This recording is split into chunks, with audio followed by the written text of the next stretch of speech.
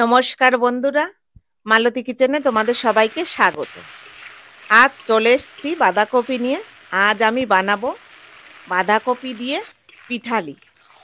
পিঠালি কথাটা হয়তো তোমরা জানো কি না, এটা একটা পূর্ব বাংলার ভাষা। আমার দিদিমা ছোটবেলায় বানিয়েছে, খেয়েছি। মাও বানিয়েছে, খেয়েছি, মানে একটু একটু মনে আছে কথাটা, কিন্তু এই খাবার এখন খুব রান্না চলে না, বন্ধ হয়ে গেছে। তো বন্ধুরা দেখতে থাকো আমি কিভাবে এই পিঠালিটা বানাবো।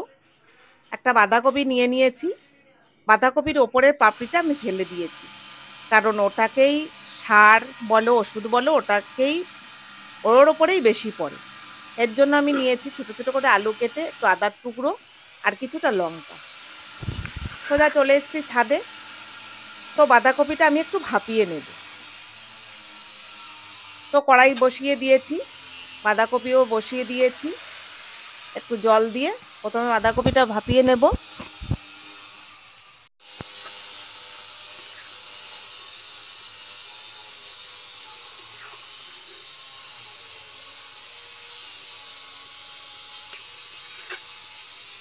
বা আমরা এটাকে বলে থাকি এখানকার যে বাঁধাকপির ঘন্ট, ঠিক আছে, কিন্তু ওটা বাংলার রান্না।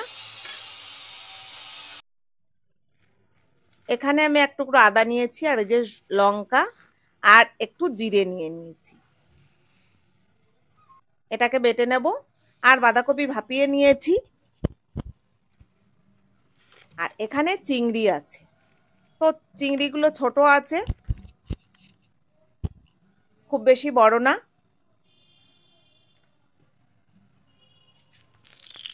কড়াইতে তেল বসিয়ে দিচ্ছি।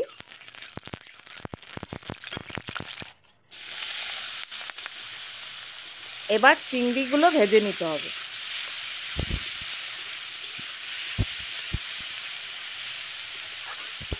আর এই পিঠালি রান্না তোমরা কেউ খেয়েছো বা নাম শুনেছো কি না অবশ্যই কমেন্ট করে জানিও।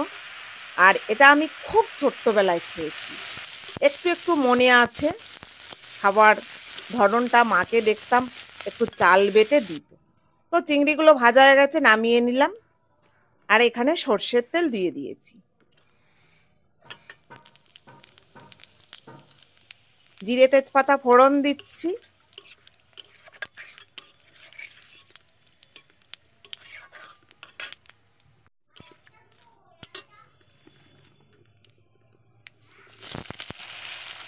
প্রথমে আলুটা দিয়ে দিলাম।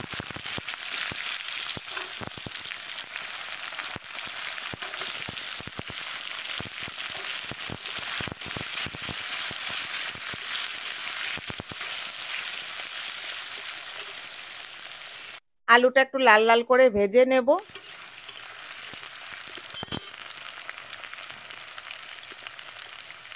নুন দিয়ে দিচ্ছি, হলুদও দিয়ে দিলাম। আর এই যে বাটা মশলাটা ওটা দিয়েছি, অল্প মশলা, তাই আমি শিলে বাটলাম, নাহলে আমি খুব বেশি শিল ব্যবহার করি না। একটু জল দিয়ে কষিয়ে নেব।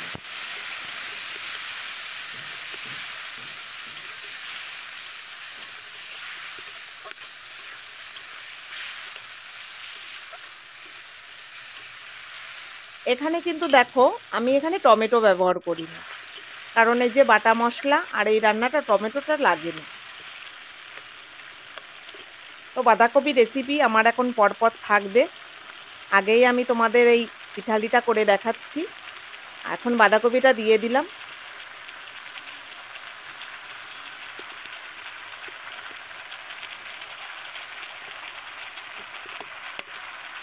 সমস্ত বাঁধাকপি দিয়ে দিয়েছি, অনেকটা বাঁধাকপি হয়েছে। বাঁধাকপিটা বেশ ঠাসা ছিল, অনেক বড়।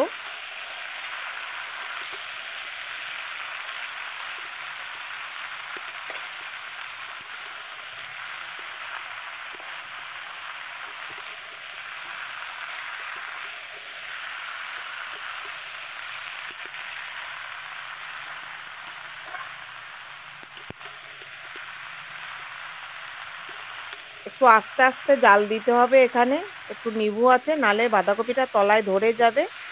আস্তে আস্তে নেড়ে নিতে হবে, খুব বেশি জাল দিলে বাঁধাকপিটা লেগে যাবে।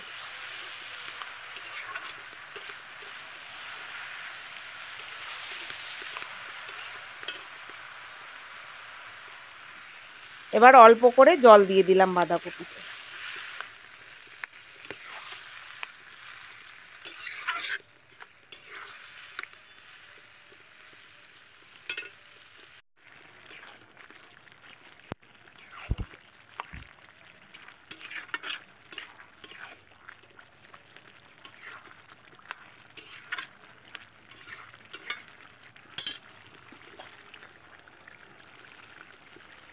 এখন চিংড়িগুলো দিয়ে দিচ্ছি।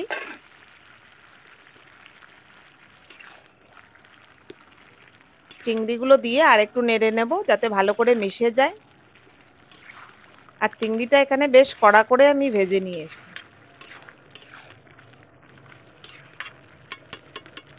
তবে এই রান্নাটায় আমার মা ভাজা মশলা ব্যবহার করতে দেখেছি।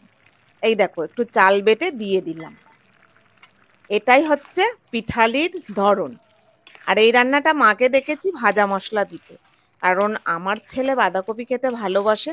ও যদি এখানে আমি ওই ভাজা মশলাটা দিই ও খাবে না, সেই কারণে আমি দিলাম না। তোমরা যদি চাও তো এখানে ভাজা মশলা দিতে পারো, দিলে সুন্দর একটা গন্ধ হবে, ভালো লাগবে খেতে। আর এখানে আমি একটু মিষ্টি দিয়েছিলাম, হালকা একটু মিষ্টি দিয়েছিলাম। তোমরা না চাইলে নাও দিতে পারো, কিন্তু একটা ঝাল ঝাল খেতে হয়, খুব ভালো লাগে।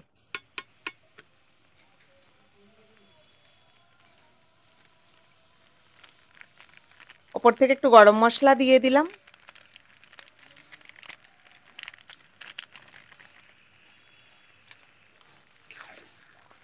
গরম মশলা দিয়ে এবার নেড়ে নেব।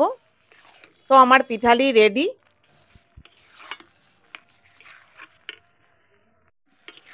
এবার আমি পিঠালি নামিয়ে নেব।